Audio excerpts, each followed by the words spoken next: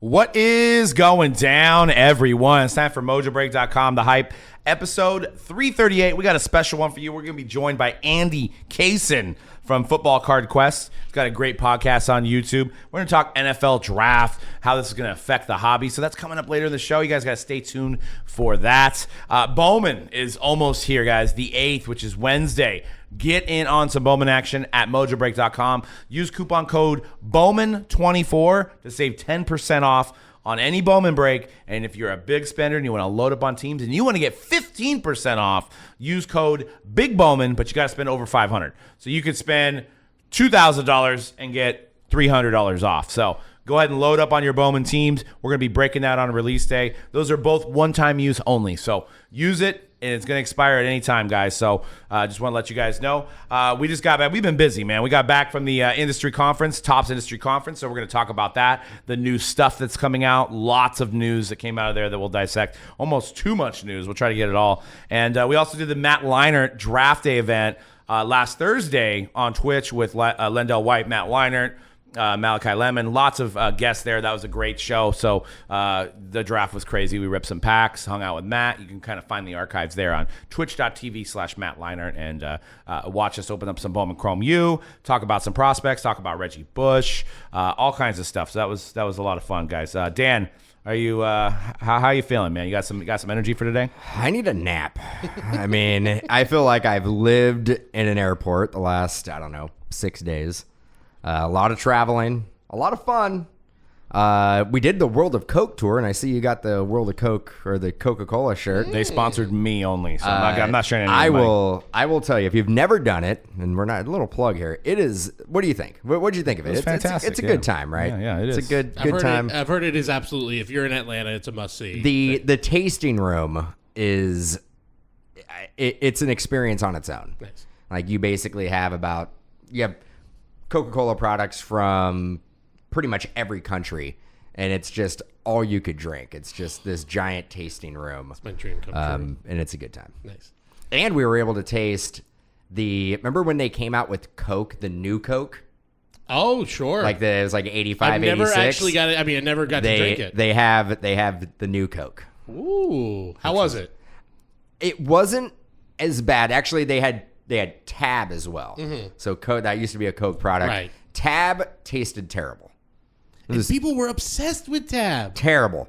The new Coke, I actually thought it was just a little sweeter, but it wasn't bad. I always heard it described as it's basically just Coke but flat. Tab? No, new Coke.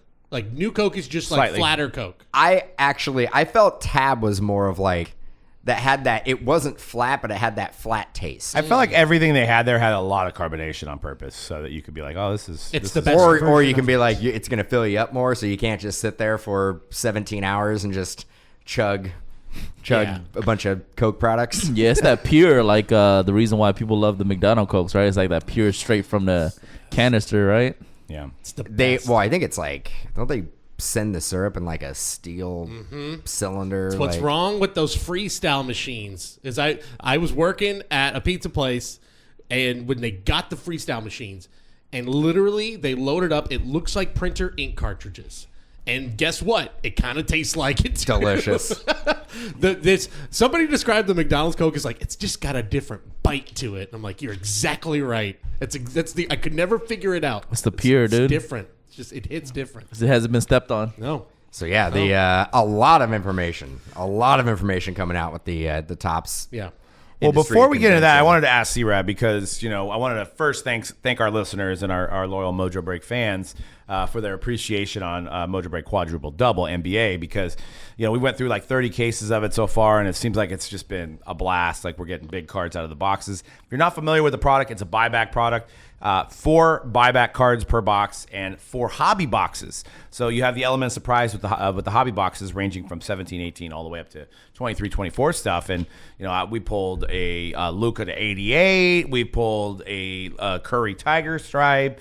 Some crazy stuff, and it seems like it's been well received, and we have a little bit left, so if you guys want to get in on it, Mojobreak.com, grab a spot. It's $199, but you got a chance at cards that are massive cards, including stuff out of Flawless. You can get a Flawless box in the break. You can get an Eminence box in the break. You can get Prism.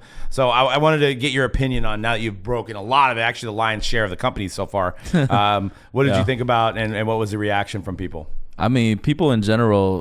This past weekend it was crazy. Like we were going after those big boxes, but then the stuff that was coming out of the everything else was pretty amazing, as well as the buyback cards. And in general, people have been having pretty fun with it. How'd you like the format and the packaging and stuff? I've always loved this format. I know this is not the first time. With the new kind of packaging. Yeah. Oh, I love it. Like the little baggies, very stylish. Shows it, shows a little bit better. It's so super slick. Yeah. You got it. The one thing, I don't know if it's like the finish that's on the actual box itself or the adhesive that's on the tamper-proof. The tamper-proof tape. They don't stick. They don't stick very well. We either got to go back to the drawing board on the tamper-proof. We got to reinvent the sticker. Got to reinvent the sticker. We got to That was the only thing, because I would see you guys open it and I'm like, it's already open. damn sticker. Stick, man. Yeah. It hasn't stuck on any of them. Yeah. I mean, There was one. There was one. It was on there. Sweet. It was one. Well, and one thing, if you guys are new to us or you've been breaking with us for a while, unlike a lot of other breakers, and I'm not going to say any names, this whole run was printed before the first case was broken. Like, it was all made. So, and what we do is we random out of the remaining cases before the random's done for teams. So this way, there's complete and utter transparency. We don't know what's in the boxes because I packed them up and these guys are doing them. Not that I can remember, 100 cases anyway. But it ensures that everybody has a chance at the chase cards, at the chase boxes at any given moment, where I think a lot of breakers make stuff as they go. And, you may think you're going to have a chance at this big card, but you know what? That's going to be in the last case. We're here. You can get these big cards at any given moment. So definitely check it out. And there's a lot of value. All cards shipped too. I just wanted to plug that because I'm very proud of that. And I think you guys did a great job selling it. And customers were loving the I hate to use ROI, but the fun, the big cards, the chance at, like, we had some 86 Fleer rookies in there. We had some Jordans. We had Luka Prisms. We had lots of Wemby. We had Curry rookies. We had Giannis rookies. We had Anthony Edwards rookies. So everything was kind of encompassed. Plus, all those years have all those big guys as well. So I actually was on YouTube watching it. I was watching Conrad rip it. I was watching Greg rip it. Yeah, so was I. It's so exciting to see what boxes are going to come out of it, and then to see what comes out of the boxes. Yeah. Like, some of those boxes were absolutely loaded. I was going to say that some of the biggest hits we've seen have been box pulled. Wild. I was like, this is crazy. Yeah, it's really, really cool. Yeah, so now you don't have necessarily, new breakers use this. We've been doing buybacks for 13 years, but like a floor and a ceiling, there's no ceiling. You could get the Luka to 5 out of 18, 19 National Treasures. I mean, we're talking about a 6-figure card there. So, I mean, there's all kinds of possibilities in something like this. And just for $200 was just a low-end hobby box. You're getting a random team for all of this. So definitely got to check that out. But let's get into some Topps Industry Conference. Me and Dan were on site. It was nice to see a lot of friends. It was a pretty packed building. I think I wouldn't say pretty packed. There was not an empty seat in the joint, to the point where, like, I was just kind of sitting, like, standing off to the side. Like, it was packed. I have not been to an industry conference, not just Topps. I mean, Summit, the Upper Deck conference that I'll go to. I have not seen one that had been that packed. That was exactly what I was just gonna say. Nobody was missing anything. No, and there was people that wanted to go, they couldn't go because they had stopped selling tickets after a while. So, and also, I mean, on a business side note, for those that care about the business, no distributors there at all. So they clearly, we know what their stance is. Not that that's a shocker to anybody. Yeah. But distributors that formerly distributed Topps products were no longer there. So we know that actually is also new too, because usually you have, like, distributors will make some type of appearance. No, you're right, not one. I don't think that I think they calculated the invites, so I don't think there was ever even a way for a distributor to buy it, even if they wanted to go. So, I mean, there was a good presentation by, they call it the Fireside Chat. It was Ruben Mahan, and Dave Liner, and then Avery Jessup. And some of you guys don't know these names, but I'm sure you guys know who Ruben is. Kind of talked about, like, the overall picture of the business, and then also fielded some questions, which I was surprised. So I think that one of the most interesting ones to me was the explanation of, you guys have basically signed all these exclusives, and you're basically in turn kind of damaging the collector for the next couple years. And actually, I thought they were going to be like, Liner, handle that. Ruben took the lead, and he said a few things that, like, he didn't just say, like, I thought he was going to be like, if he was going to be completely honest, he'd be like, well, we're trying to take Panini out of business. But, like, he basically said that they wanted to make sure that the experience with these big names were handled correctly for the future of the hobby. So, in a sense, we may be burning the Panini autographs right now. He didn't say it like that, but, like, we want to make sure that these collectors have these big names like Victor and CJ have an experience that they're going to want to be involved in the hobby, which he kept saying that. He kept on saying that generally the way it's been handled in the past, these players don't enjoy anything that has to do with card like signing, manufacturing. They want nothing to do with it. It's a negative experience for them. I think there have been negative experiences from players. I think certain players might not like sitting down and blasting through 20, 30,000 cards at a time. Like, I can see that. But generally, at least in the last 5, 6, 7 years, players have been definitely more responsive about doing the photo shoots and having a good time at the photo shoots. And Panini has done a great job putting on that event. And same thing with the basketball photo shoot. So I didn't really agree. You don't see players walking around being like, I don't want to be here. And that he was kind of alluding to that. Now, I will say he did make a point that the players that they're signing for long-term commitments, as opposed to a 1-year autograph signing deal. Which most rookies are. They're coming in and they're doing multi-year deals. Yeah. So what I'm reading that as, the way I take that as, that makes sense, because I just said, most of these guys that come into the league, they're happy to do these events, obviously, and Panini treats them well, right, at these rookie premiere events. But a lot of them, I would say maybe half of them, are drop off after their rookie seasons. They don't want to sign any more cards. Right. They don't want to take any more pictures. I mean, they did it. They did it because they may have been told by their management team or agents that are like, look, man, you have to do this. This is going to be your first check. Everybody else does it. So this is kind of a rite of passage for being a rookie. And they just basically go along and do it. And then you're right. Right after that rookie season, a lot of these players, you don't see autos again. Well, and here's my point of view on it, because Fanatics has not had a rookie photo shoot yet. Yes. So they've done a lot of baseball signing. They've done a lot of individual signings. And a lot of these are in the comfort of said athlete's home or wherever. Maybe they fly out to Fanatics to sign. The rookie photo shoot is a 3-4 day event in your jersey, signing 50,000 autographs. It's especially some of these athletes who are introverted that don't want to even do this. They'd rather go lift weights. That's probably why it sucks. So, I want to hear from these guys after that, because Fanatics, I would assume, would be running it the same way once they get in charge of NBA and the NFL. MLB doesn't have a photo shoot, so it's going after each athlete individually. Yeah, that experience could be good because you're bringing them into their house. They're sitting down at a bar or something. They're signing autographs. It's more enjoyable that way, and they're saying, "I love this experience." But the guys that are having to sign 60,000 autographs, like Brees Hall, he probably hated it after that, but he didn't realize what he was getting himself into, and he doesn't want to do it again. Unless they change the way they do it, which they could do that. They could basically do the rookie photo shoot, and they're like, okay, you're just going to do the photos, but we'll get all the autographs after the fact. Or maybe just not doing as many sets, right? I think the thing with Panini is they try to get, it feels to me like they try to get at least 6-7 sets done at the same time. Just to make sure. Yeah, Panini goes in there, and I get it.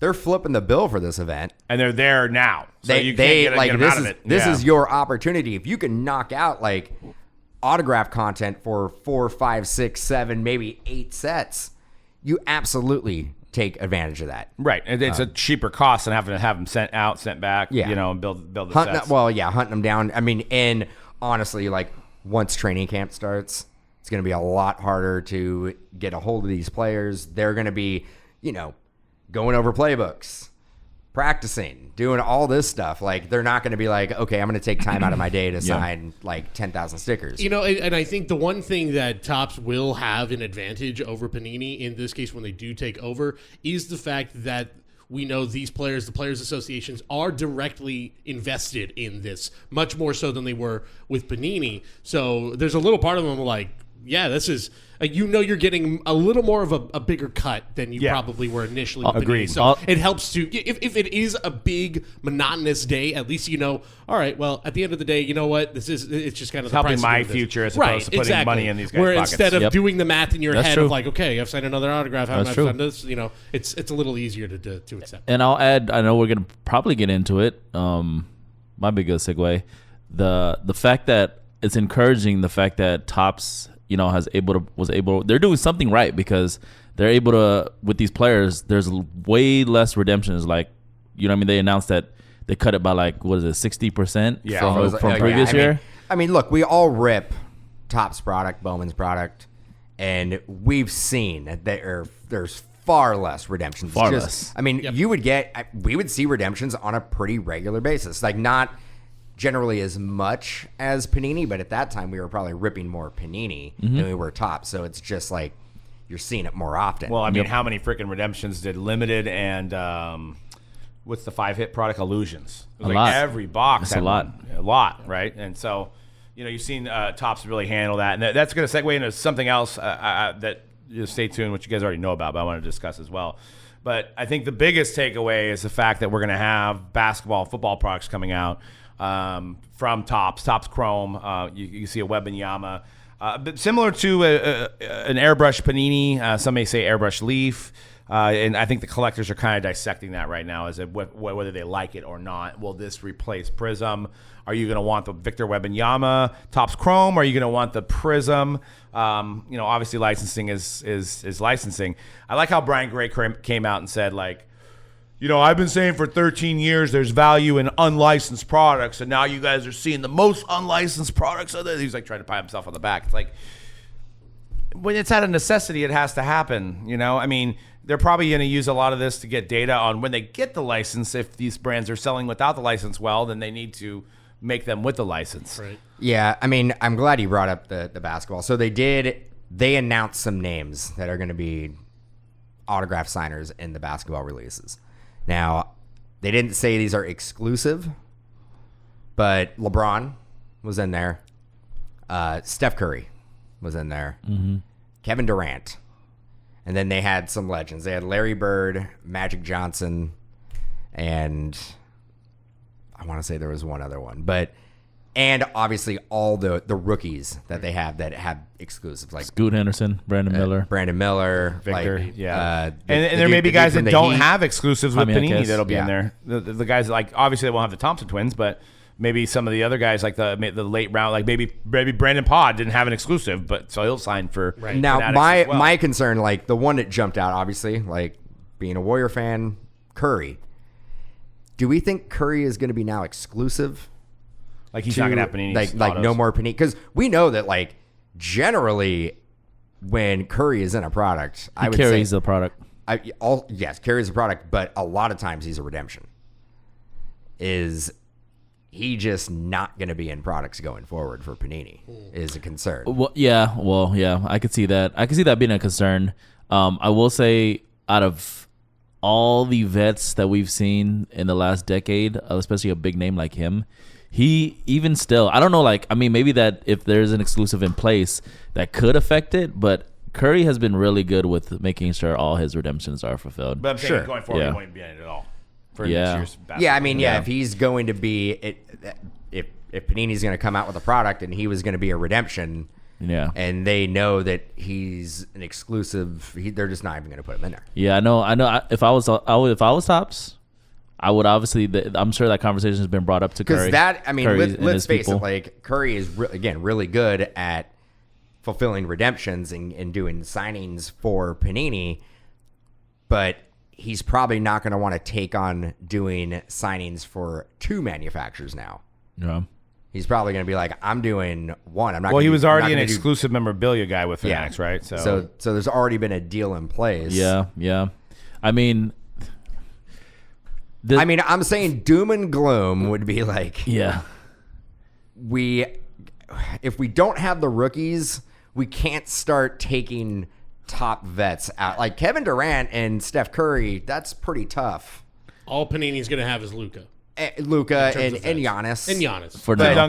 but I'm like, at what point? At what point is Well, I was gonna say, But Giannis was signed for Leaf too, so maybe he signs for everybody. I was gonna say like, and it is kind of like doom and gloom, but like, this is kind of like the end game for Panini, anyways. Like Transitionary This period. is we are nearing the end for their run in terms of licensing. I'm sure they're gonna still make products like we've always been talking about on this podcast, but. Yeah, I mean, I foresee a future where, Topps owns a lot of these rights. Yep. But signing, so the way they can make products is by using retired players like Larry Bird and Magic Johnson. Yeah. Well, now they're going to be in Topps products. So now are they exclusively, we can't just start pulling some of the legends that are going to carry these products. If you can't use Players Association guys, you can't use active players. Well, if you're making the pool of players that you can use even smaller, are these products going to have I don't legs? think they signed those guys to exclusives because, that would make no sense. Those are literally filler guys anyway. So you're not going to lock them up. You're going to lock up the rookies that are going to have the most value on your card. So I think you see Magic Johnson sign for Super Break, sign for Leaf, sign for Panini, sign for Topps. Magic Johnson's just taking the contract and signing. I'm whatever. just trying to He's figure not- out what in 3 years when Panini doesn't have the PA license and obviously the NBA license, do you think they are going to make a basketball product? I do. I think they're going to make a basketball product. What is that product going to look like if they're not able to put at least legends in there because they're only signing for Fanatics? Yeah, no, I don't think that's going to happen. I don't think that it would not make financial success for them to sign Larry Bird. Because the only way I can see a product really is going to be NIL guys and then legends, because you can't use anybody who's currently playing. I think a product like that done well at a limited print run could have value. But if you don't have the legends and you're doing NIL, not so much. Right. Yeah, I mean, and then they announced that they're going to have Cosmic Chrome as well for basketball and football, for that matter. So we'll see. And then I did ask, I got kind of pulled aside, had a little questionnaire at the end of the show, and I asked them, are you guys going to make sure all the teams, because you see on this Web and Yum, it says San Antonio, right? They can't put Spurs because it's similar to your elite products or whatever that you're looking at for Panini. Are all teams going to be represented? And they said yes. So, I mean, because, if you're just selling the Spurs, how are you going to sell a break? And that really affects group breaking. So, sounds like they will have all these guys, all these teams in representation. And there's something to be said too. Real quick, I want to touch on Brian Gray coming out and talking about Leaf. That's it. Telling they've been doing it for that's valid. That's very valid that they've that he's been pushing the non-licensed stuff, airbrush. But there's also something to be said that the Topps and Panini guys, they kind of just have better designers as well. This Victor Wembanyama card looks hella nice. Right. I seen some of the motif mock-ups of Stroud and stuff. There's something to be said to make the card look nice itself as well, rather than just you got the guy airbrushed and then his auto's on there. Well, and the name supersedes it, right? I mean, it's Topps and Panini, and then maybe Leaf, right? So Yeah. then the value kind of changes based on that. And I'm sorry, Leaf. Hopefully, he probably doesn't listen to our show anyway. No disrespect, Brian Gray, and I know you don't. I don't think he runs that Leaf anymore, No, he's right? not But there. no disrespect to Leaf. But your designs are not as good as Panini and Topps. I honestly, They're getting better, I though. honestly think there has been some good designs from Panini. I have to disagree. I mean, You mean Leaf? Leaf, yes. No, they've had good Trinity, designs. Trinity's always been nice. Yeah, them jerseys are nice. It's a lot of white. It's a lot of white. I do like some Leaf products. I enjoy Pop Century like everybody else. I enjoy that product that kind of looks like Prism, the super shiny one. That's Valiant. I think is it Valiant? I don't know, but it looks like a super shiny product like Prism. So there are some but a majority of their stuff, and maybe they're going to be getting better as the years go, now that they're under new ownership or whatever. But for the most part, a lot of their stuff does look very similar to each other. But I will say, as far as unlicensed designs, they are, and I'm not taking anything away from this company either. We're not here to basically crap on everybody. the press pass. Like the Leaf design team is, I think, 1,000 times better than like what you see from like press pass Or wild card. Or wild card. Actually, not bad. Not too Yeah. bad. Not yeah. bad. I think they, from design standpoint, a little bit pass. below what Leaf did. But like Sage press pass. Yeah, like, I agree with you there. Those are pretty tough. I give it, yeah, like I said, it's not all bad. I just say that to say, like, you're right. The branding is a big thing, right? The Topps name obviously holds a lot more value than the Leaf brand name. But also they just have some better designers there. I don't know. Yeah, that's probably what it is. Topps Chrome basketball is going to be huge. Yeah. Without logos, doubt. without logos, it doesn't matter. And even without logos, I'm looking at that mock-up. I'm like, okay, so I will say this: that dual auto design I seen, not a fan of that one. But the single standalone Wembanyama with his, back with the basketball, Yep. like that's a great design. It looks great. They're showing off the superfractor, it looks Yeah. like here. And then you move into football, and I think they're going to tail end the 23 season, so they're going to have Stroud. I think they even mentioned Anthony Richardson. They did. Wow. He's Interesting. probably not an exclusive, but No. he's signing there. And then you've got Levis and Young, and so the first product. What's funny, I want to segue this to get into this is like, we've been to these industry events since 2012, right? So we're going on almost 13 years of being at these industry events. And to see the guys that I call Panini guys walking around that are not Fanatics guys, and then they actually are kind of coupled up. So the presentation for basketball was the old Panini guy now with Fanatics, and the presentation for football was a Panini guy that's now working with Fanatics. So it's like I've always looked at the companies kind of separate, like where you have younger kind of I don't even know how to put this into terms, but the employees definitely kind of looked like you knew what they worked at. Now I'm like walking around, I'm super confused because they're all working there now. And with football, they brought composite, which I don't know if you guys have seen the images on composite. It's like 6 or 7 different designs. So it's Chronicles. Exactly. Everybody, 100%. literally that was everybody's response instantly when they basically were showing that off, and everybody's like, Topps Chronicles football. Yep. But it makes sense because they haven't made a product this year. Yeah, and they won't be able to make all of those standalone. It'll make sense for them to do a standalone. So they're going to have I those also- 7 different I designs. also feel of Stroud. that's like probably a pretty expensive product to make. Right, because you have to print it 7 Yeah. different ways, 8 different ways, whatever, right? So that'll give everybody a chance to get the cosmic Stroud, the whatever finest, and all this other designs that are notable in Topps designs. So, Yeah. And I did ask a question at the end too. I said, with your memorabilia products, are you guys allowed to put logo mans right now? And the answer to me was, we will have game used jerseys in there. So that didn't say yes or no. They're gonna have logo mans. Right. Maybe he couldn't say it because it is an NBA logo, right? Yeah. But unlicensed products Still has it, yeah. Leaf has Say, NBA yeah, logo mans. there's logos in Leaf. Because Super Break has had a. I feel had a like logo when you're man. using the jersey, like it's fair play probably. Right. Right. Well, I'm Right. trying to think. Well, I mean, if you buy the game used jersey, Yeah. you're able to do whatever you want with Well- it. Well, I don't know. well, yeah, now- they have now- a contract. I don't. Maybe not. like I'm trying to think, like NT baseball, flawless baseball doesn't have. Do they? I'm trying to think. MLB logo patches. They have like team logo patch, a chunk of the team logo on there, but I don't Yeah. recall any like MLB logo. yeah, Like you're the right. Batter silhouette. Right. Yeah, not no so bad like you silhouette, might get yeah. a nice like patch of like the Texans logo. You might be able to get half a logo man. Right. So you're telling me that Panini might just have a bunch of backstock So of just many. the Batter silhouette logo mans that So they haven't many. been able to use. Yeah. Maybe. Basically. That's the product they're going to come out with when they lose a license. Yep. Logo man. Logo man baseball. Batter silhouette. Batter silhouette baseball. I don't know if we're gonna touch on it or not, but I just want to quickly mention that we've been talking a long time on this podcast about where their direction is going to be with high end, and I think we kind of got an answer. Like, first of all, Royalty is a great name for a high end product. Like, I don't know how we didn't It come up doesn't with even that start one. with an I. I don't know. Shout out to the YouTube channel. I don't know if I don't know how to you use it. Yeah. I don't know. I mean, granted, doesn't start with product an I. names that start with an I. I think we've ran out of them. Yeah, we're out of it.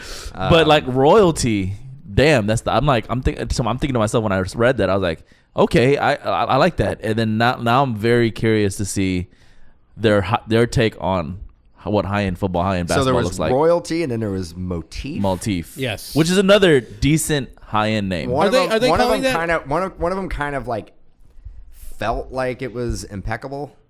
Yeah, that was Motif. Motif. Yep. Yeah, and But they actually did Royalty say is going to have rookie patch autos. they did say they will bring the other brands out when they have the license. So right now they're obviously Yeah, and we know they're gonna have the they're gonna have definitives, all the yeah. definitives and diamond icons and all that stuff. Maybe not diamond icons, but they're gonna have the definitive, and triple threads and all this stuff. gridiron icons. Right. They could just call it. They don't have to call it diamond. They can just call it diamond. Because Yeah. they did Topps Diamond football. That's true. They did top diamond. So I know we're getting on that, but I'm more excited about the new stuff because that's what we've been talking about for so long. Like it's like we need because like obviously definitive is gonna be great, right? But like I want to see some new high end that is what is gonna replace our excitement for like Flawless and National Treasures and Immaculate and all these other brands. And I want you guys to weigh in on our hype group community, or even hit us up on Twitter or Facebook. Of what do you guys think about this new Topps products coming out with it not being licensed? Are you like, I'm just glad, I'm tired of Panini, I don't care about the license, or are you in the camp of like, I just want licensed stuff and I don't care who I buy it from? So I want to see what the point of view is on that because we are going to get a couple years of this stuff and until everything kind of switches over. So I think the first is it football is up first for Panini in 2025. yes. So I believe, So- or it might be the other way around. It might be basketball. Like I think, I think basketball is One Yeah, of them is first. 2025 and then one of them is 2026. yeah, because I think this is the last year of basketball. But then I've heard rumblings that Panini is But going to make basketball next year. Just But I don't what know about what capacity. and baseball's already done. yes. Baseball's been done. Yeah. So yeah, but they're But- still coming out with baseball products. Still doing it. Elite Extra. So if they're doing it well, and National Treasures. That's right. So if we're seeing that, we're going to see. They're not gonna We're going to stop. see football and basketball Panini products. We're just probably not going to see, 25 releases in a calendar year. You are going to see a shift of they're going to try to get some. I mean, you've already seen it. Arch Manning is a Panini exclusive here for at least until he's in the NFL. So you're just going to see that. It's just going to be a big rush to get the collegiate. Yeah, we don't guys. know the details of those exclusive contracts. They could We be don't. past his NFL career. It could, which I'm going to guess that the exclusive Arch Manning stuff ends the moment he gets drafted. You think so? Knowing the business side, knowing that the Manning family are pretty astute business folk, I'm going to say that, yeah, the moment he gets drafted, it's going to be And fair game. they're gearing up for this football year because I think as we've heard, I don't know if it's been confirmed, but Caleb, Drake May, and Jaden Daniels will not have autos and Panini products. Malik Neighbors. And Malik Neighbors. So Panini has And Marvin Harrison Jr. hasn't signed the PA agreement at all.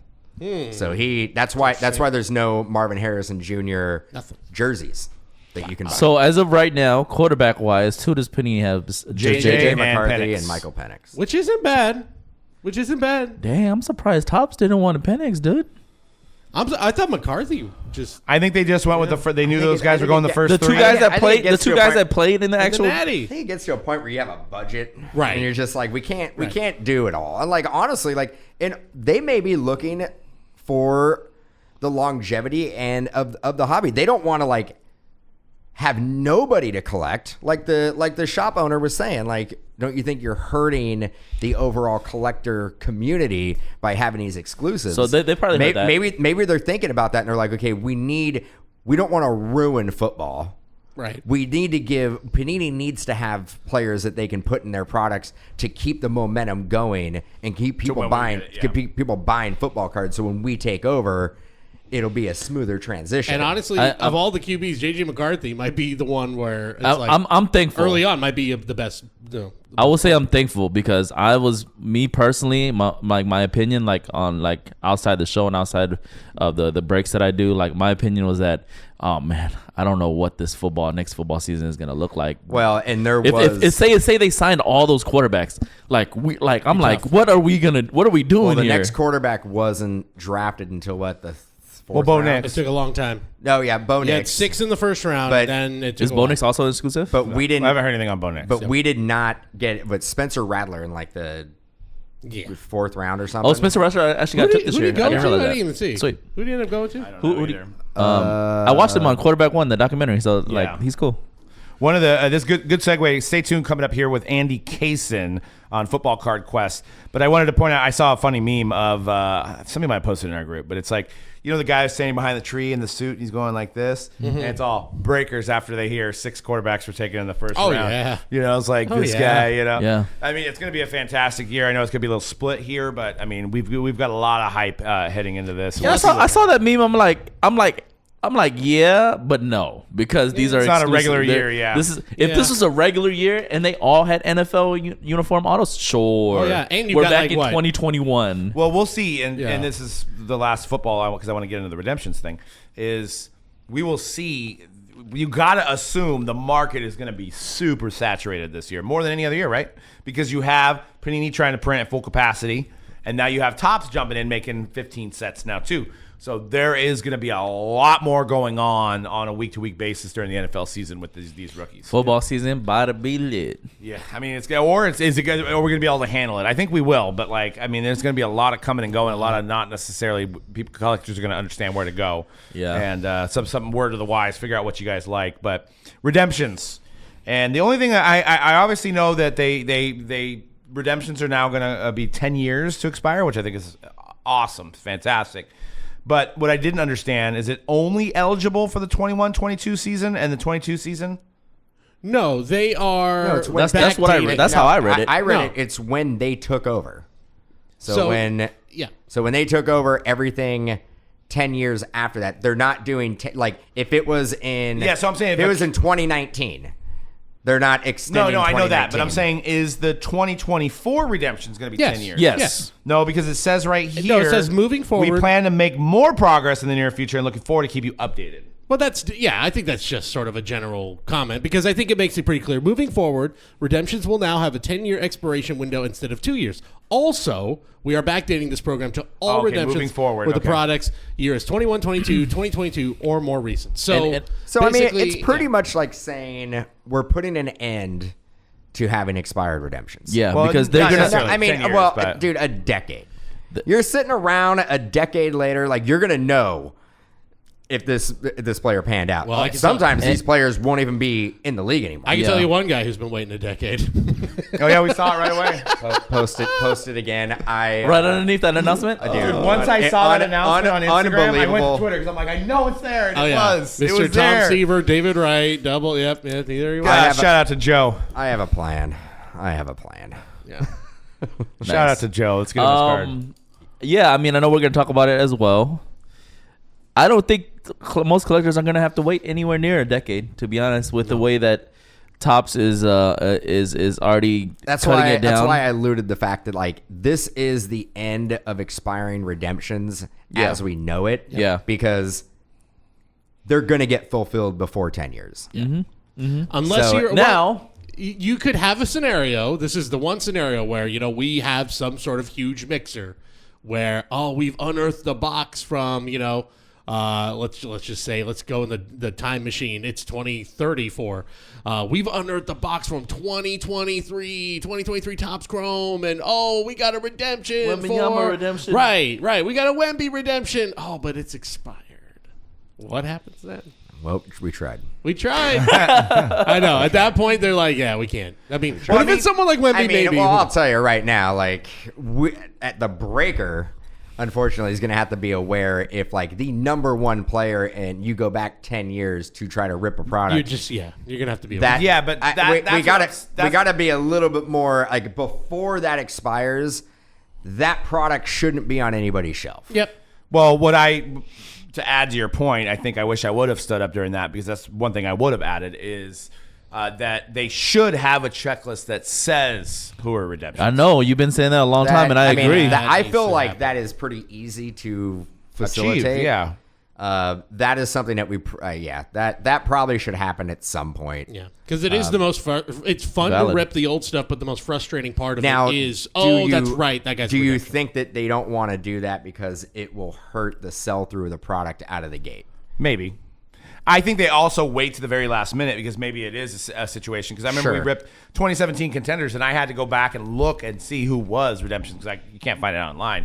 And it was like James Conner was a redemption. It's like maybe they were waiting for James Conner to the last minute. They couldn't update that. I mean, you'd have to almost update it daily, right? So it's like you also don't want to put that it's a redemption when it is actually live. Couldn't you have an internal cutoff though?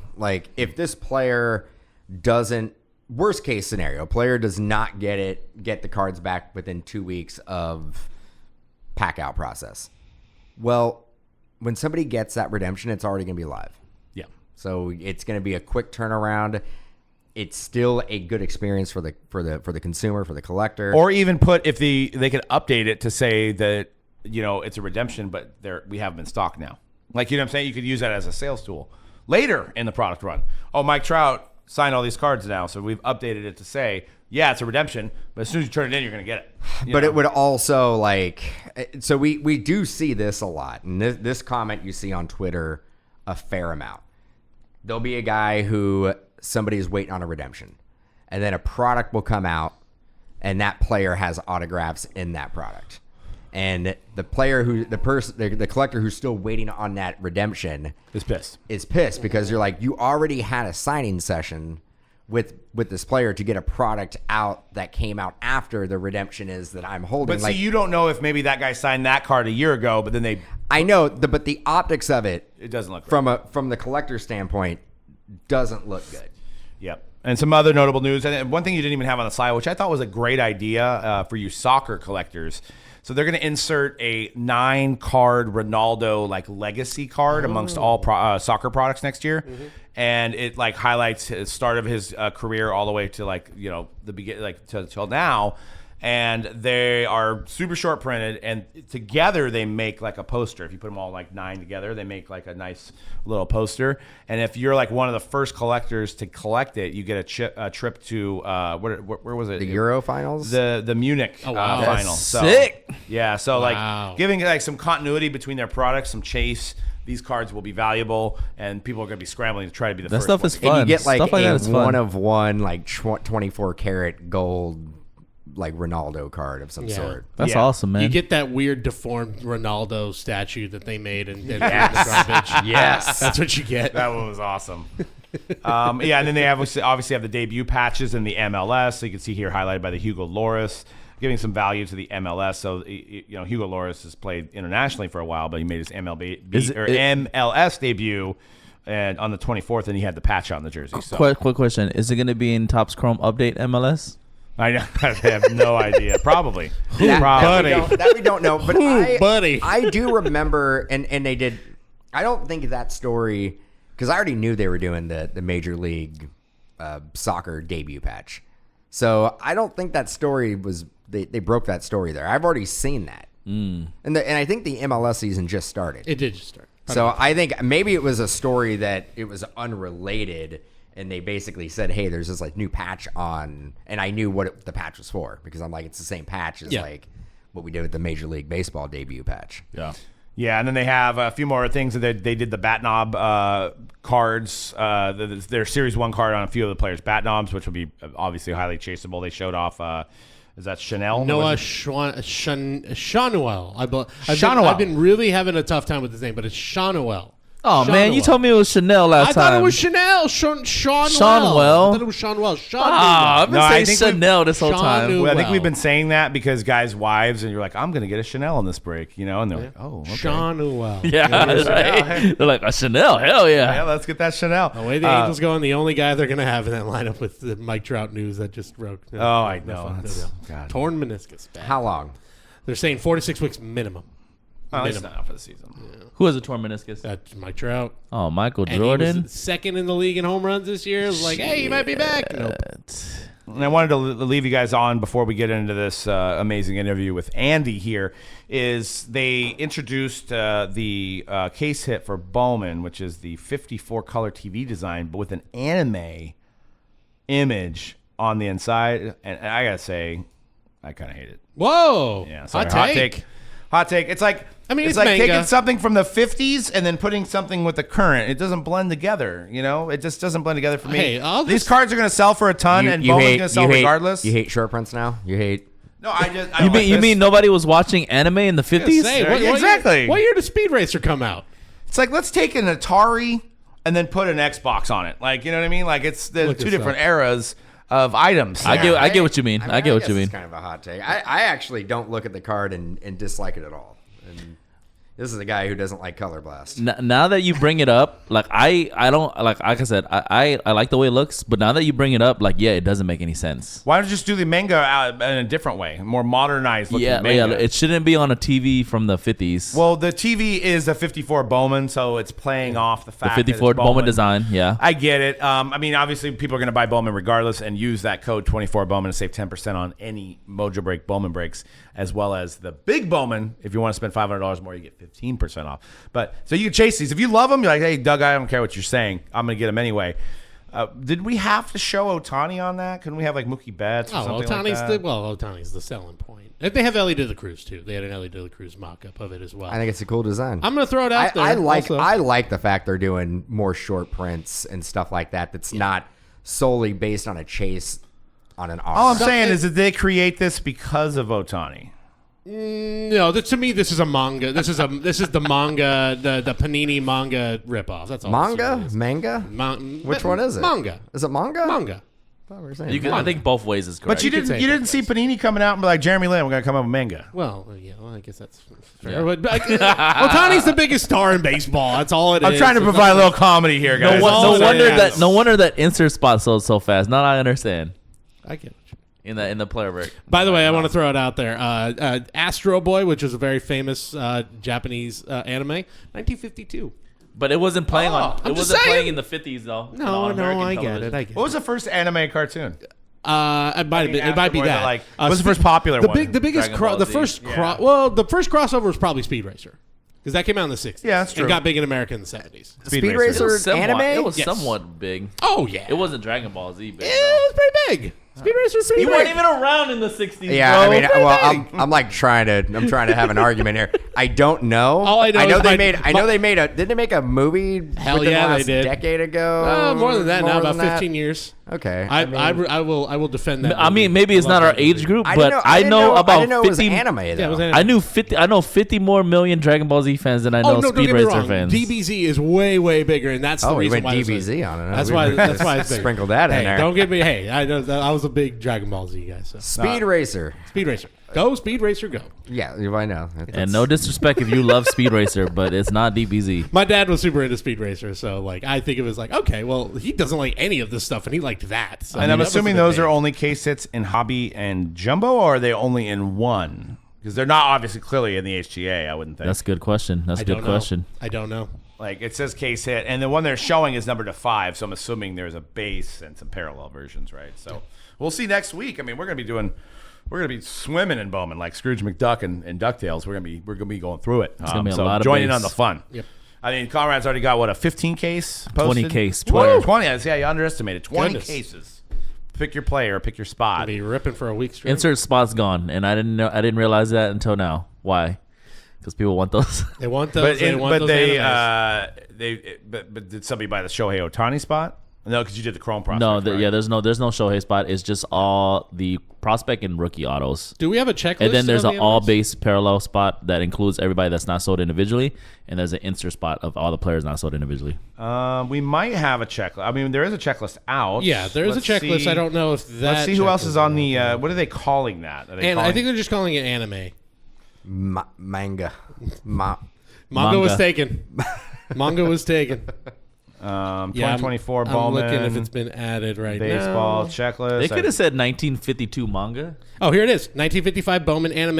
Here you go. 55. I was saying 54. Ellie 1950 De La Cruz, Shohei, Mike Trout, Aaron Judge, Drew Jones, Jackson Holiday, Henry Davis, Mookie Betts, Marcelo Meyer, Corbin Carroll, Ronald Acuna Jr., Jackson Chourio, Masataka Yoshida, Julio Rodriguez, and Jason Dominguez. Sweet. It's a pretty good checklist. So you got the Ellie. Ellie. About Ellie should be the 15 or rookie. 20. It's about, I believe it was 15. Yes. 15 cards. It's a good checklist.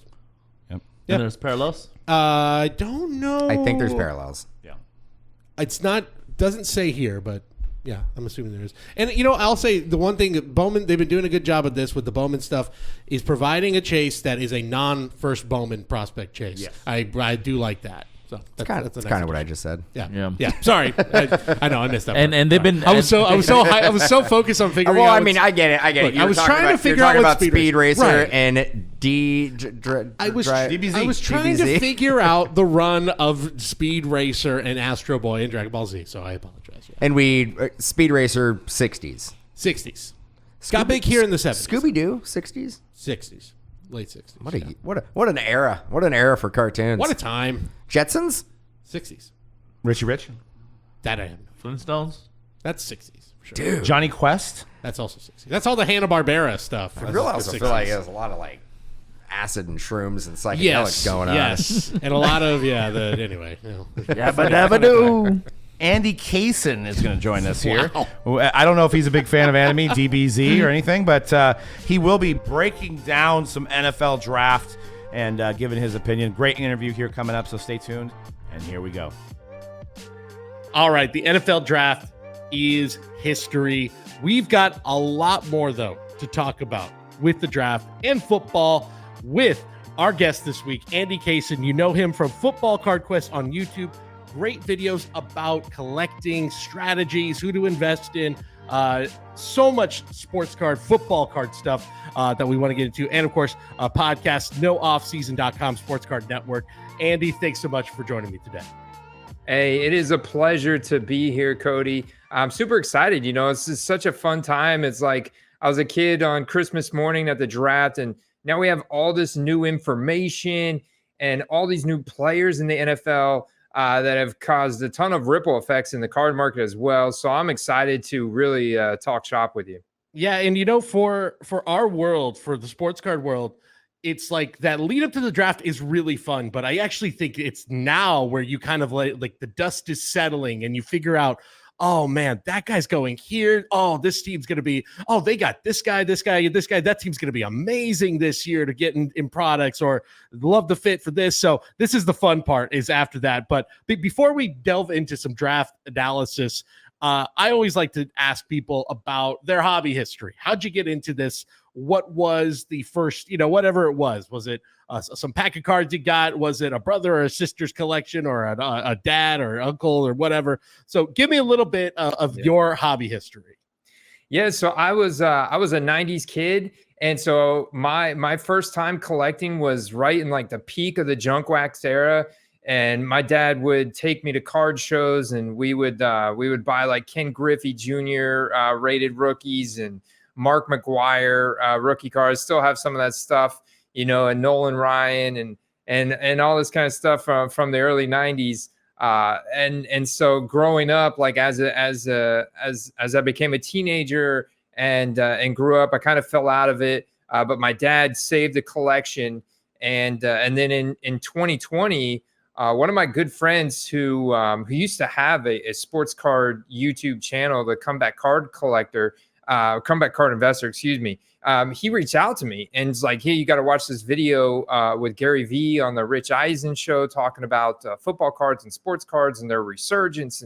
And it was like perfect timing. And so I started looking into it. And he was showing me some of the cards he was picking up. And I was blown away with what the cards look like today compared to what they look like in the 90s. I'd never seen a patch card. I'd never seen all these autograph cards and stuff, but like they were manufactured with the autograph. So I thought it was super cool. I was immediately hooked because, I spend hundreds of hours every year playing fantasy football, going all the way back to 2005 time period. So almost 20 years of fantasy football experience.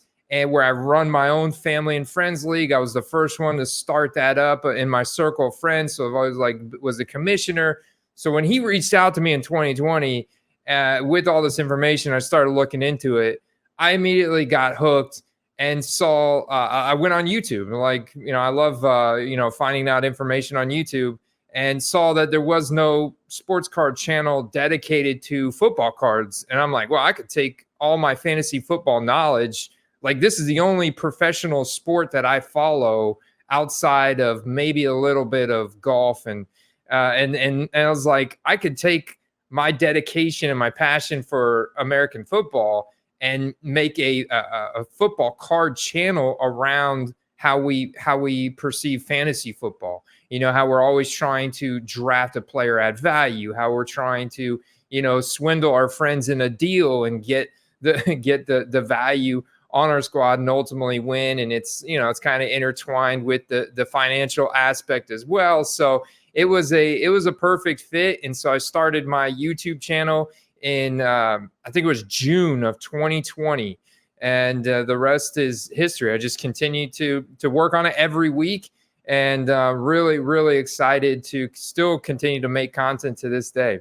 I love the angle of taking that fantasy football knowledge because, you know, I there's so much of that crossover. I think if you have a friend who loves fantasy football and then you're like, hey, you know, it obviously in the sports card world, like it's quarterbacks, wide receivers, and then, you know, it's really the offensive side of the ball. And of course, fantasy, same thing. So it's a great little gateway of like, hey, you like this? Well, let me show you this. Again, the videos speak for themselves. Amazing knowledge. There's so many great tips that you know, I find myself following as well here. So you know what? Also, I got to say it. You triggered something in me when you said you're going back to 05. So we're going like, because I started playing fantasy football around like 03, 04. Like I was co-managing my dad's team because my dad was more of like a baseball guy. So I'm like, well, I kind of know, like I liked to be that guy like, well, I know a little bit of everything. So yeah, we ran it back with like LaDainian Tomlinson. So it all like back to back years. So those were the good old days of fantasy football. Was there like a guy that you were like the first player where you're like, this is my guy, I'm ride or die with this guy every single year in fantasy in those? Yeah, it was really Adrian Peterson was the first mainstay that I remember. And he was really like what got me hooked. And then they came out with that show, The League.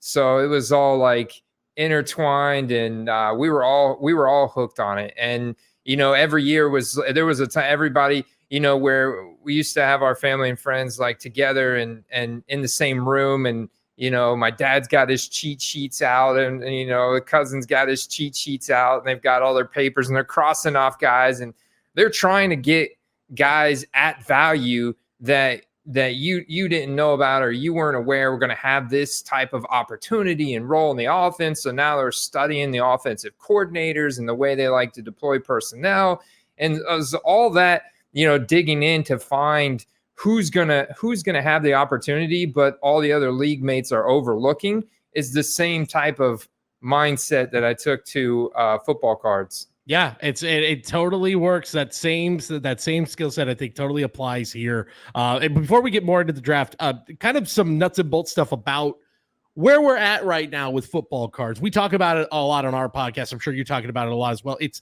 is sort of the thing lurking over everything, is this split right now, at least for the next couple of years. We're almost, it feels like it's like going to take forever, but it really will just be a blip on the radar when it's all said and done in this hobby. But this Panini top split, especially amid back-to-back years where you had really like a lot of hyped, especially quarterbacks, first-round quarterbacks taken in the first couple rounds of the draft the last couple of years, and it has caused this divide. I think we maybe know a little more about how we will approach football products and collecting going into this season. Last year, there was a lot of murkiness of like who's going where. I know there's been some leaks, nothing been confirmed about who is going to sign an exclusive deal or not. But where do you, just as a collector of football cards, how do you feel about this divide? Are you kind of like, are you getting the Topps non-licensed stuff because it has the autos, or are you like, no,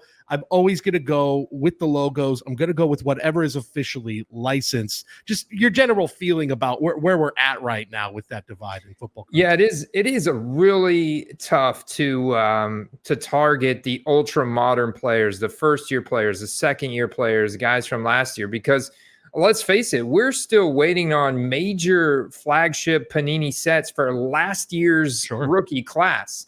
You know, and the whole divide between Fanatics and Panini has definitely made things more challenging. There was a bunch of us that were buying Panini Instant draft night cards for Caleb Williams, Drake May, Jaden Daniels on draft night, all for them to be refunded and for the dealers to say, hey, we've been told by Panini that we can't get these. They're going to be Topps Now product only. And as you mentioned, the Topps Now product doesn't have the team logo. It doesn't have the team name, but they're going to get the players' autographs. So it's a big shift. And ultimately, what I've come back to is I have to look at each player's market independently to figure out how many different cards they have. What's their market look like? Do they only have Leaf cards? Are there only autographed cards in Topps products? If so, then I will target at the right price point. But I prefer to have pro uniform, pro team licensed cards, because I find that the more a player is depicted with that pro team that they're on, they're most successful with, and especially rookie related, that card is going to be typically more liquid, meaning it's going to be bought and sold more often. I'm going to have more transactional data on it, so I can kind of figure out where the low point is and where the high point is. And so I could really take a player by player approach, and I'll spend hours looking through a trading card database or tcdb.com to figure out what this entire player's market looks like. Yeah, I think you're right on it, that it really is as simple as just what team are they wearing. And you know what, to Topps' credit, I'll give them credit here, is that they do know that they have that obstacle to overcome. And some of those, especially I think of those CJ Stroud cards they were releasing last year, some of those limited run Topps Nows right after he had the record-breaking game, most passing yards for a rookie, looked gorgeous. I think some of the artwork was really fantastic, but it's just really as simple as, if it doesn't have that Texans logo on it, then, 5-10 years down the road, is it going to be as interesting, as successful? And you know what, the instant impact thing, I'm glad you mentioned that too. So that's big news, because I think last year, I don't want to say people were sleeping on the Strouds and the young autos that were coming out right after the draft, but I think because, as we mentioned, that uncertainty, we weren't really sure of, like, should you jump on board, should you not? And then by the time we knew, it was like, oh, it's too late. So we know the exclusives are going to be a big thing. I know there have been some rumors. Obviously, you can kind of read between the lines there. That sounds like that's going to be all Topps now. But there are at least a few guys that seem like they're going to still be with Panini. I want to say, correct me if I'm wrong, I want to say J.J. McCarthy sounds like he's not at the moment going to be a Fanatics exclusive. Yeah, I believe JJ McCarthy, and from what I've been told from pretty big dealer, is that it was just going to be the top three are going to be Fanatics exclusive, but then everybody else is open game for Panini. So I mean, it's a very deep quarterback and wide receiver class, because you had not only did you have those three guys go in the top 10, but you also had Bo Nix, you had Michael Penix drafted to the Falcons, which I'm sure we could dig in that whole debacle, and then JJ McCarthy in the top 10 to the Vikings, which he's a huge winner from the draft. So I mean, very, very deep quarterback class, and then deep wide receiver class. And I mean, if you've been following the football card market at all, I mean, a lot of people think it is primarily focused around quarterbacks, and sure, their values go up at the highest rate exponentially based on like breakout factors and stuff. But especially the more of a rookie they are, and the bigger the market they play for and whatnot. But if you look at the rate of growth from wide receivers and running backs that do well as well, I mean, it's right there. I mean, the rate of growth is there, even though their rookie autos may go for a fraction of what that same caliber of quarterback goes for. The rate of growth is still there for those guys. It's just the floor and the ceiling is different. So it's kind of wide open, and it's a very deep skill position class this year, which is exciting. Yeah, it's an amazing class. If you're just going specifically hobby related, I'll ask you this, actually. If you're grading it from a football card collector's perspective, how would you grade this draft? Because I got to tell you that after watching that first round, we were all at our shop going, these products, this is going to be a wild year of like so much offense in that first round alone, let alone all the amazing guys who dropped in that draft that you thought were first round talent. So just from a collector's perspective, how do you grade the draft? Yeah, I mean, I got to rank this one like 9 out of 10 or potentially higher, depending on how some of these players translate their talent into the NFL. Because, I mean, we go, I think the benchmark right now is probably the 2020 draft class. You have 4 Pro Bowl, like borderline Super Bowl caliber quarterbacks out of that draft class now. And then you also have a slew of at least 4 or 5 wide receivers. You have some good running backs like Jonathan Taylor out of that draft class as well. So 2020 is the benchmark, and to compare this draft class to that one, I think we could see something like, if you go back and look at the data, there's something only like 19 different wide receivers in NFL history have broken into the top 32 as a rookie, rookie wide receivers. This year, I think we could have something like 6 to 10 rookie wide receivers break into the top 30 overall in the league, basically supplant themselves as the wide receiver one on their team. That's absolutely huge. And then you combine that with 5 quarterbacks drafted in the top 10 that are likely all going to start for their team this year. And it's incredible, man. Yeah, it is an amazing class. The receivers alone, we knew it was going to be an absolutely stacked class of receivers. You mentioned a lot of guys who are going to go into it as that number one target on their team, and another guy getting paired up with the number one pick at quarterback. We'll get into receivers because I do think it is the one segment of this football card collecting that has really taken off the last few years, especially with really strong classes. Jefferson, Jamar Chase, Puka, all these guys have really taken off. But of course, let's start with the QBs. I do want to talk about these guys. I want to talk about just obviously that Caleb is number one for a reason. I think there's a lot of expectations there. We mentioned him. I want to get into him real quick. Is JJ McCarthy, who I put out a video last week where I said, I think at least from the outset, JJ McCarthy to me is the safest bet of all of these young QBs. He's just going into such a good situation, having Justin Jefferson, Jordan Addison, Hawkinson, having those guys to throw to. That offense it's all built around him. The Vikings had a weird year last year, but the one thing that you can count on with the Vikings is they are never complacent. They're always trying to win. That's a very proud franchise. And I think they got JJ McCarthy with the intention of, we are going to be back to being playoff caliber.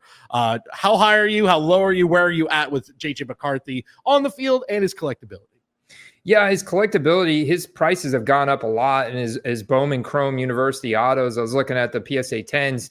I mean, they went up from about 250 to about 350 literally overnight after he was drafted. So his market has gone up a good 25-30%, I'd say, on the higher end cards that are out there. But yeah, I love the spot that he's been dropped into, because Kevin O'Connell has been known to be kind of like this QB whisperer. He's such a QB friendly coach.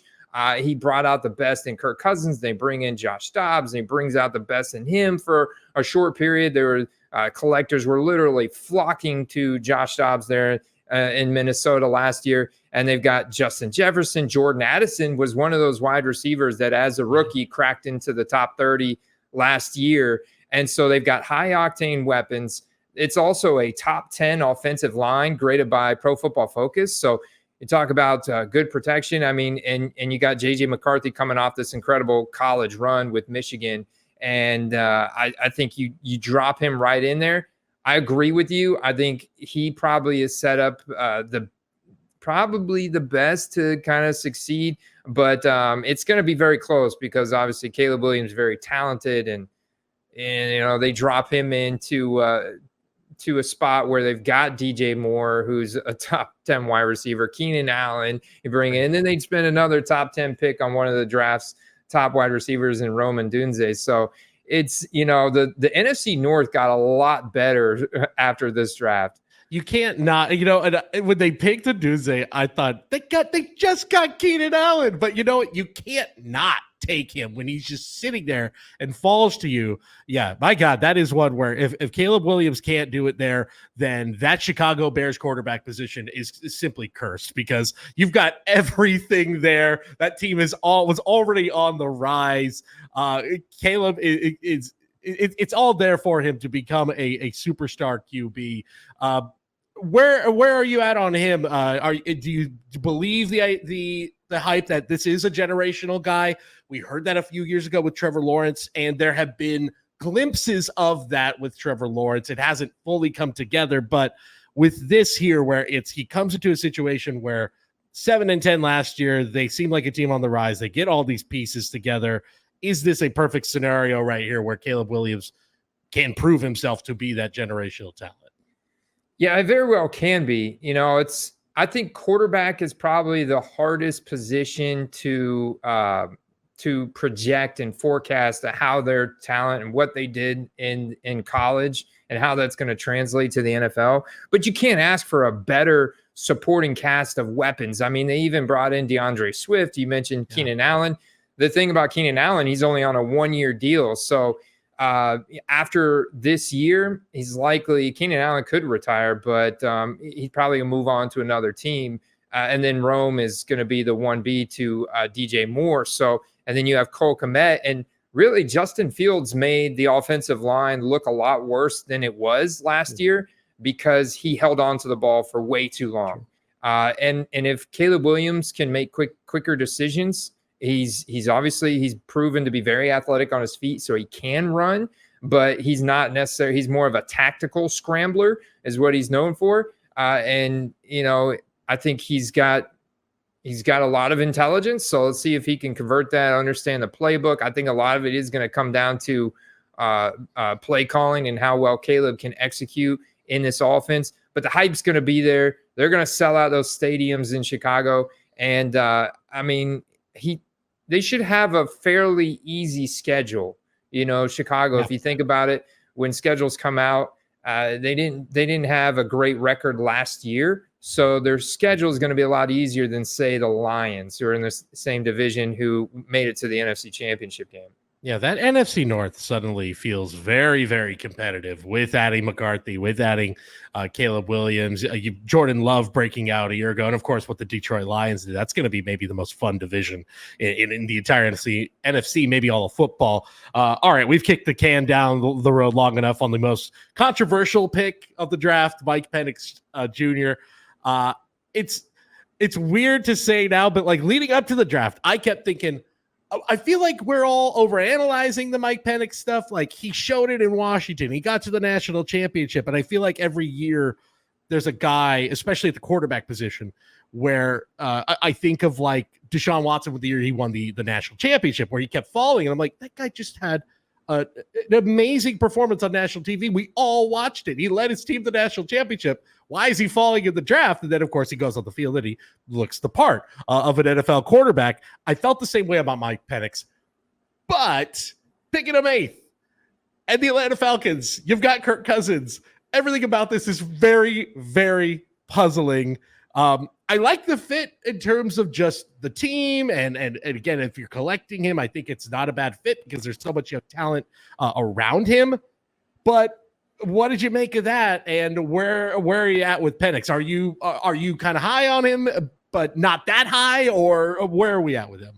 Yeah, I'm not that high on him. I've actually seen some pretty interesting film breakdowns. He struggled quite a bit in the national title game. And if you think about it, his offense in Washington was loaded. 3 of their wide receivers were all drafted this year in the NFL, either on day 1 or day 2, offensive linemen. So the Washington offense that he was surrounded with was absolutely loaded. And if you look at some of his film study, I got to shout out my man Carter from Power Hour NFL. He also co-hosts a football card show with me every week. He did a film breakdown of Penix and showed how he really struggled to throw over the middle of the field. And then you add in the fact that he's undergone 2 ACL reconstructive surgeries already, and he's about to turn 24. And they already paid Kirk Cousins $180 million. Like, it's $100 million of which is guaranteed. Cousins' agent publicly made it known that they were pissed. They were not happy about this because you spend that type of premium draft capital on a guy you just locked into a 4-year contract. You think they'd want to build around him, whether it's an offensive lineman, whether it's a wide receiver, or what have you. I mean, so it was not a great pick. Any of the experts out there will tell you that they did not grade the Falcons draft very highly. But I go back and look at the past 4 years of their drafting. They spent a top 10 pick on Kyle Pitts. They spent a top 10 pick on Drake London. Then last year they spent a top 10 pick on a running back, Bijan Robinson. And so it's like every year they've been doing strange, weird stuff that's unorthodox with their top 10 picks. And so I was shocked, but I wasn't like, I was like, oh, wow, well, there's the Falcons for you. I don't know. It's like their thing now. It's like their thing. Yeah, Atlanta is being Atlanta. Yeah, it's the funny part of all this. Yeah, you have this scenario where you bring in Kirk Cousins and you look at that team, you look at that division, and you go, you know what? I'm not mad at that team. I think that might be a team that could sneak away with the NFC South. And then they do something like this, and then they create a huge distraction for the entire season. I don't know what to make of it. We'll see what ends up happening there in Atlanta. Let's shift off of the quarterbacks. They get enough love. So let's talk about this receiver class. Absolutely nuts, this receiver class. I personally feel like if you are just like, in our trade here, we do breaks. So I think if there's ever a team where I'm like, if the team you want to grab for me in breaks of upcropping products is going to be the Arizona Cardinals, because yes, they're going to be a little higher, but I feel like just again, same reason I like McCarthy is it's like Marvin Harrison. There's always the last few years, the trend has been one of those one or top two receivers in a class pops off and they start selling for quarterback like numbers. And you've seen it happen. I think Marvin Harrison, the obvious choice there. Everything is there. Feels like a better sure thing. Rome Odunze as well. Which wide receiver are, other than those two, which wide receivers do you really like as maybe potential breakout candidates from this year's draft? Okay, yeah. Marvin Harrison definitely was the best player in the draft, and so I'm proud of Arizona for staying pat and drafting their guy, because he's going to step right in as their alpha. And Kyler Murray 3 years ago, before he kind of dealt with some of the injuries he's had more recently, and all the video game speculation, how serious he's taking the game and all that stuff, he did have the best deep ball completion percentage in the NFL going back to 2020. So, Kyler Murray's got a good deep ball, so it's exciting for them. But if I go down the board a little bit, I think Bo Nix being paired back up with his college receiver is very exciting in Troy Franklin, because they put up some really impressive yardage last year, and Franklin's vertical finesse game is hardly he's 6'2", 176. So it's going to be a vertical deep threat. I think that Denver is going to need to throw the ball a lot. So, and I also look at the target competition there. Marvin Mims didn't really do anything last year. So they trade Jerry Jeudy, and so you're with Cortland Sutton, or you have, if Bo Nix wins the job over Zach Wilson, I do see them already having that chemistry there to being able to put up some really nice yardage as a rookie. And then I'm super, super excited for Xavier Worthy being drafted to the Kansas City Chiefs at the end of the first round. I mean, this guy not only broke the college combine record, but he also put up some impressive special teams numbers. So that's the one differentiating factor when people say, oh, yeah, but John Ross never converted his speed to the NFL. John Ross didn't have special teams numbers like Xavier Worthy did. John Ross also didn't have the route running repertoire that Xavier Worthy has shown at a big time school from Texas in the target share. I mean, the guy may only be 5'11", 165 pounds, but he still commanded in a pretty deep offense over 25% target share each of the 3 years he played there, including deep targets. And then, like I said, he did put up 371 special teams yards last year, and he's only 20 years old. So this guy's in such a smash spot, especially with everything going on with Rashee Rice. I mean, Xavier Worthy is going to be super hyped up.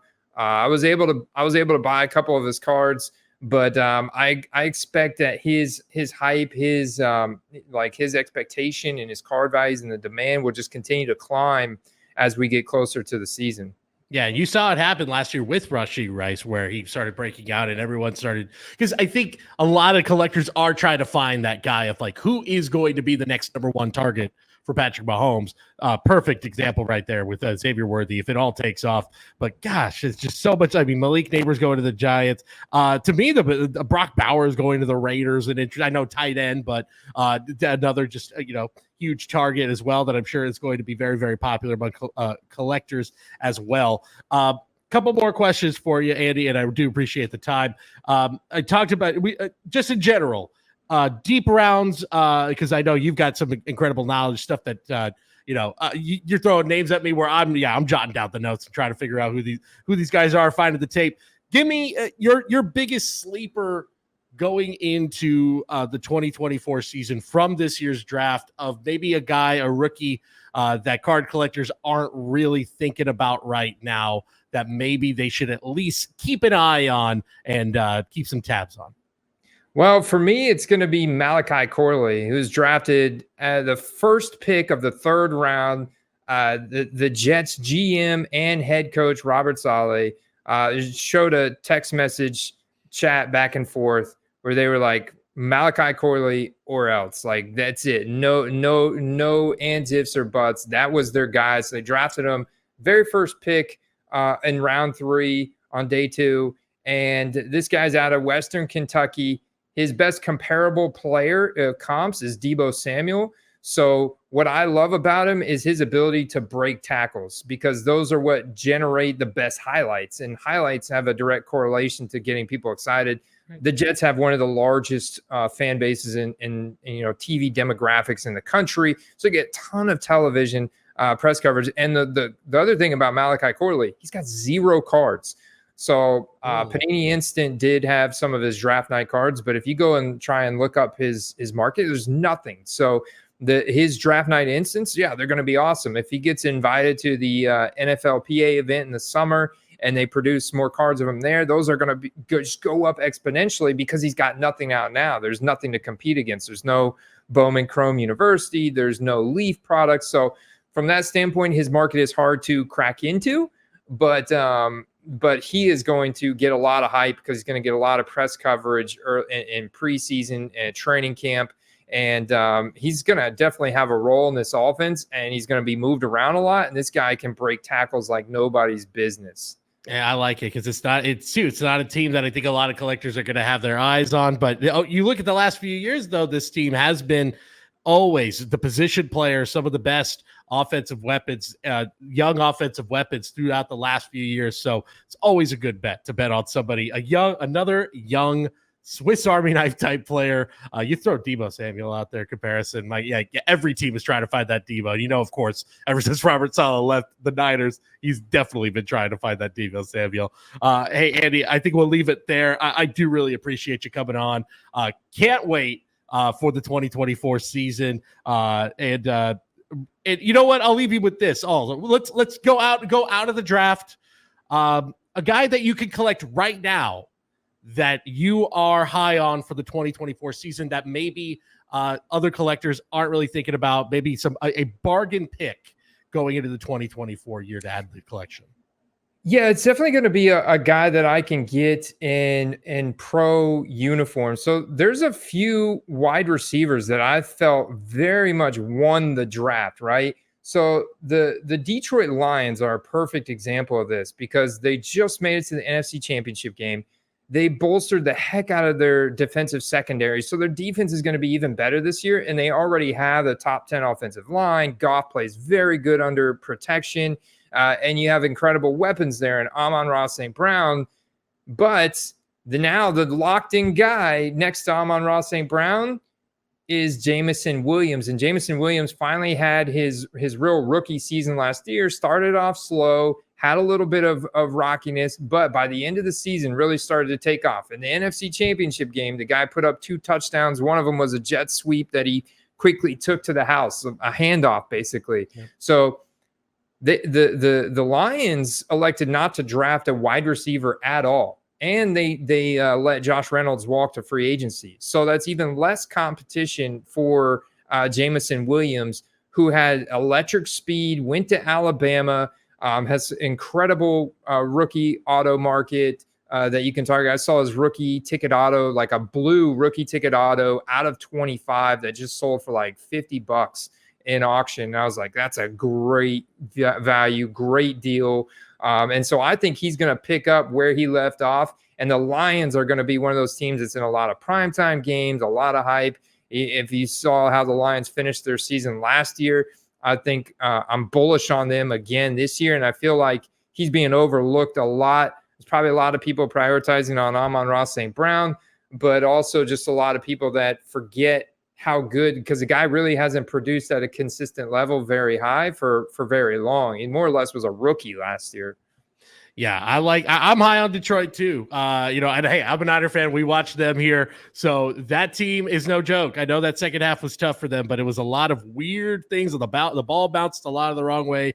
But with that team and Dan Campbell at the head of it, and you know what? Even Jared Goff, a super underrated guy. I think he showed it last year. He'll spread the ball around, and I like that pick, Jameson Williams and the Lions in general. Andy, thank you so much for joining me today. Before we say goodbye, where can everybody find you? Yeah, man. Appreciate you having me on, Cody. Football Card Quest on all platforms, Twitter, Instagram, YouTube is where you'll primarily find me, footballcardquest.com. I have some additional articles and resources there that people wanting to really accelerate their learning curve in football cards can take advantage of. And you can find like my greater library of work on nooffseason.com, and we'll be putting out like a draft guide for even fantasy football in 2024 and all kinds of other stuff as well. Love it. All things football cards. You got to go check out Andy at Football Card Quest. It's fantastic stuff. Must watch, must listen. Andy, thanks so much for joining me. Thanks, man. All right, guys, that is it for the hype this week. Make sure you get on some Bowman breaks. Use code Bowman24 to save, or use Big Bowman to save. If you're buying $500 or more, you get 15% off on that one, 10% off on the Bowman 24. And stay tuned, get in on that. I'm interested to see what the big bounty is going to be this year, guys. I mean, there might be a big bounty coming out soon. You know, probably the main guy. We'll see what the bounty is from somebody other than Topps. And we'll be chasing those next week, as well as quad double. Get in it before it's gone. Get some quad double basketball. We talked about it early in the show. Jump in on those breaks now and chase greatness. And we'll see you guys next week on The Hype.